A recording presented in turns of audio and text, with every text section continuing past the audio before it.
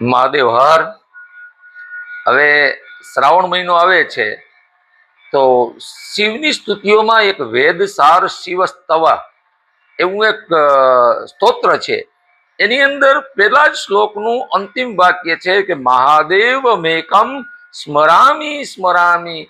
તો એનો અર્થ એવો થાય કે એક મહાદેવને જ સ્મરણ કરો, બાકી જગતમાં કોઈને સ્મરણ કરવાની જરૂર નથી. તો આ પવિત્ર શ્રાવણ મહિનાની અંદર મહાદેવ મેકમ સ્મરામી સ્મરામી એનું એકનું સ્મરણ કરજો.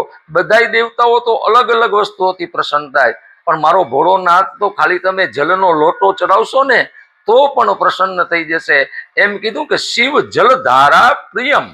શિવને ખાલી જલની ધારા કરશો ને તો પણ એ મુક્ત થઈ જશે.